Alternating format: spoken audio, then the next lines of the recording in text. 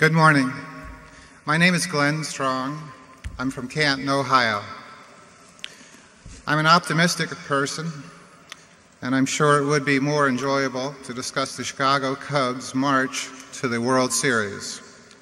You are optimistic.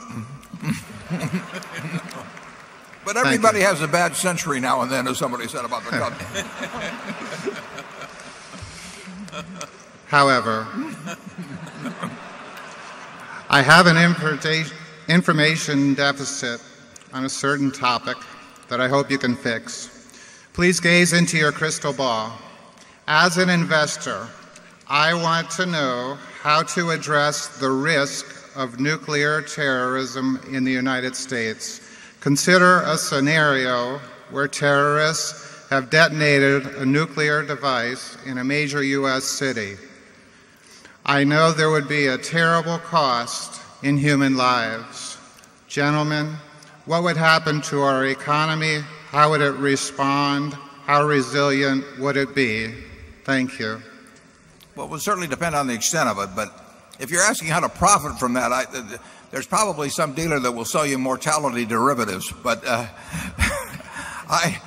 I'm not sure that's what we would be thinking about that. No, I agree with you, and Norm, I couldn't agree with you more about that being the ultimate problem of mankind, not necessarily a terrorist type usage of, but a state-sponsored usage of weapons of mass destruction, and it will happen someday. The extent to which it will happen, where it will happen, who knows? But we have always had evil people. We've always had people who wish evil on others, and thousands of years ago, if you were psychotic or a religious fanatic or a malcontent and you wished evil on your neighbor, you picked up a rock and threw it at him, and that was about the damage you could do. But we went on to bows and arrows and cannons and a few things. But since 1945, it's the potential for inflicting enormous harm on incredible numbers of people has increased, at a geometric pace. So it is the problem of mankind. It may happen here, it may happen someplace else. People say sometimes they say, well, if we solve poverty, we'd solve this. Well, I would just remind you that nuclear weapons have only been used twice, and those were by the richest country in the world, the United States, in 1945. So people will justify their use under some circumstances if they feel threatened.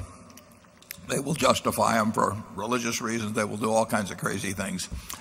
And what holds it in check is the degree to which the lack of knowledge of how to do it is controlled, and the degree to which the materials are controlled, and which the deliverability is circumscribed. And we're losing ground on all of those fronts. The knowledge is more widespread.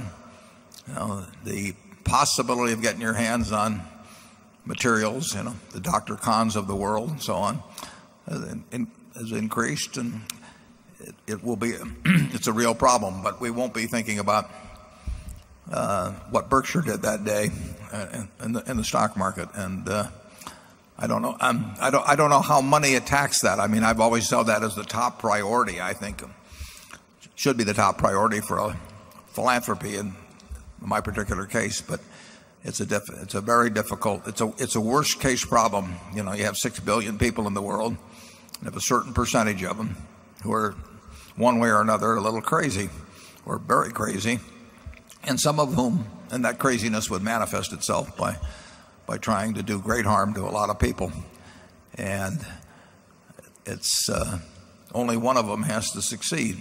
I don't know how many we've intercepted over the years. I'm sure we've intercepted a lot of incipient ones, but it is a worst case problem, and one will succeed at some point, and it may be state sponsored, it may be terrorist. But Berkshire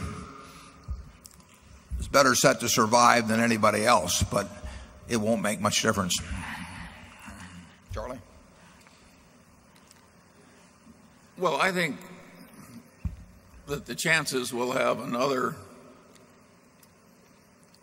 60 or 70 years with no nuclear devices used on purpose is pretty close to zero. So I think you're right to worry about it, but I don't myself think there's much that any of us can do about it except to be as sensible as we can and take the consequences as they come. The only thing you can do about it, but you only have one vote, is to elect leaders who are terribly conscious of the product and problem and who devote a significant part of their thought and energy into minimizing it. You can't eliminate it. The genie is out of the bottle, and